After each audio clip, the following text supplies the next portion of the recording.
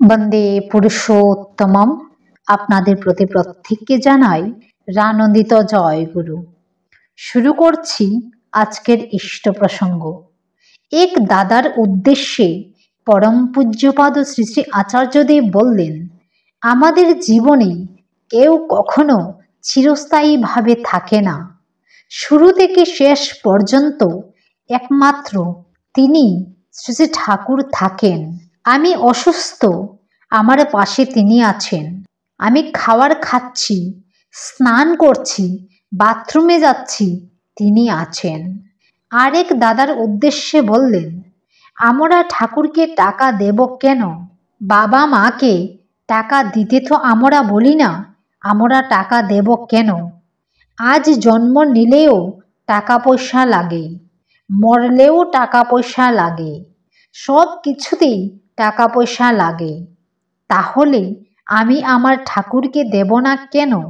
কেউ তোমায় রাগাচ্ছে, তোমার নিন্দা করছে, তোমায় নিয়ে খারাপ খারাপ কথা বলছে, চুপ, তুমি একদম চুপ করে তার কাজ করে যাও। নিজের মতো করে কারো কথায় কান দিতে যেও না।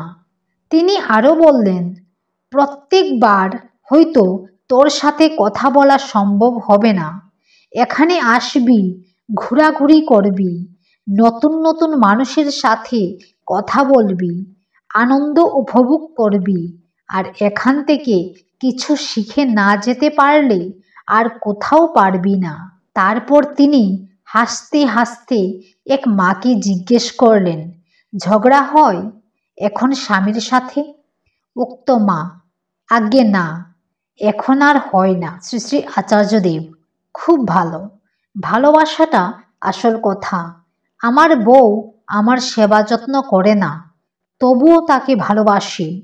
আমার বউ আমার কথা শুনে না, তবুও আমি তাকে ভালোবাসি। ভালোবাসা বলতে আমি এটাই বুঝি। শুরু থেকে শেষ পর্যন্ত শ্রী শ্রী আচার্যদেবের এত আলোচনার মধ্যে একটাই সার কথা লক্ষ্য করলাম, আনন্দ।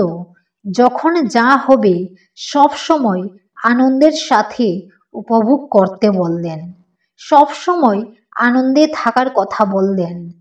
আমার মনের প্রতিটা প্রশ্নের উত্তর সব পেয়ে গেলাম, মন শান্ত হয়ে উঠল। তার কিছুক্ষণ পরেই শ্রী শ্রী আচার্যদেব উঠে গেলেন। নাটমণ্ডপ থেকে বেরিয়ে পূজ্যপাদ অবিন্দাদের সম্মুখে গিয়ে বসলাম। ঠিক একইভাবে সেখানেও প্রত্যেকটা প্রশ্নের উত্তর পেলাম।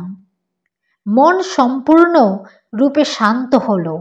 পরপর দুদিন ঠিক এভাবেই আনন্দ নিয়ে কাটিয়ে বাড়ি ফিরলাম।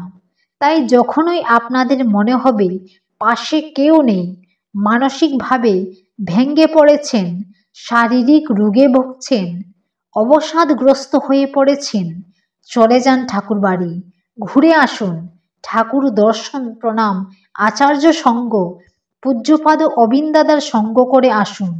এরকম শান্তি কোথাও নেই, পৃথিবীর কোনো কোণাতেই নেই। তাই ঠাকুর বলেন, সব সমস্যার সমাধান জানিস ইষ্ট প্রতিষ্ঠান।